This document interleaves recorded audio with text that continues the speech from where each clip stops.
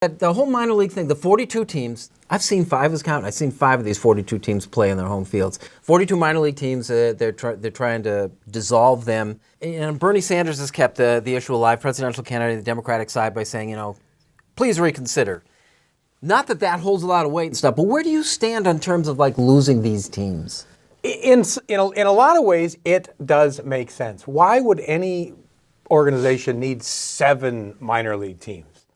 Some don't. Some have 5. Some have 7. There's a couple that might even have 8. I mean, they got 2 low A. They got why? Yeah. But for the communities that Auburn, I think Auburn's a really nice fit for that team. They've really revamped the stadium. They have a decent crowd. They have some things going on there that make it a fun place to come. Not that Batavia doesn't, but they had a good year last year. But Batavia's attendance hasn't been what it was. But Auburn's a very good fit for that league.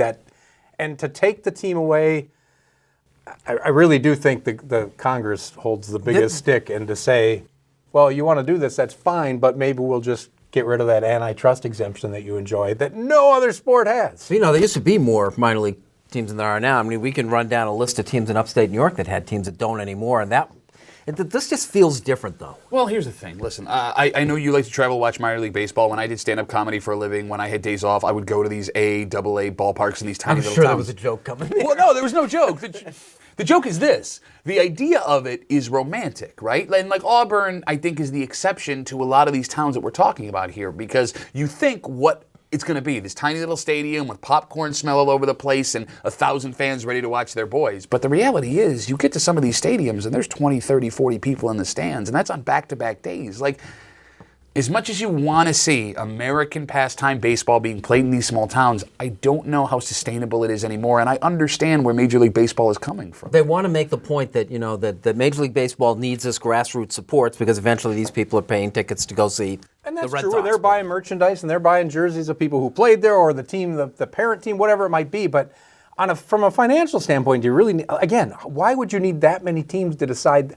You're filling out a roster with how many guys on that Class A team in Batavia or the rookie league teams? And 17 of them are will pitchers. never play. 17 are pitchers. They don't even get in the games. They're just hoping, though. All right, this guy throws 98. We'll get him to 102, and maybe he'll throw strikes. But let's use Batavia as an example, right? Listen, the Batavia Muck Dogs are great. I love going to that stadium out there. It's always fun. But you have a ball club there that is 30 miles away from a Buffalo Bisons game or a Rochester Red Wings game. You're 2.5 hours away from a Toronto Blue Jays game. You're 3.5 hours away from a Cleveland Indians game. I mean, that's not a necessary, and I'm not talking about heart of the city, I'm talking about a necessary place to have a minor league baseball team. It makes sense. And facilities are part of the issue. Major League Baseball wants their players in quality stadiums, and Batavia made some upgrades. This is how bad it was 2 years ago. The pitching rubber did not align with the plate. Well, that way I hook left, so that would actually be better for me.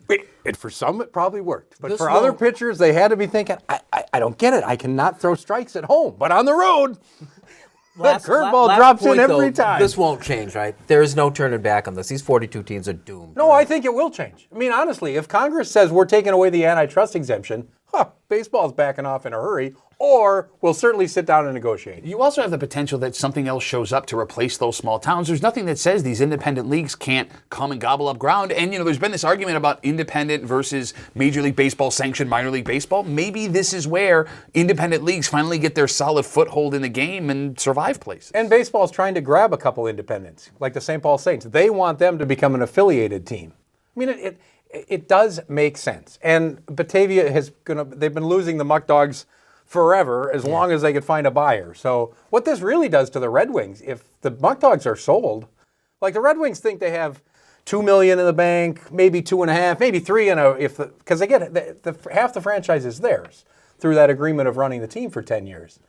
Well, if the team is dissolved, while there's supposedly a little bit of money coming for the team for going away, it's not going to be what they think they're getting from a sale. So it's a big blow to the Red Wings, what they think they have in the bank.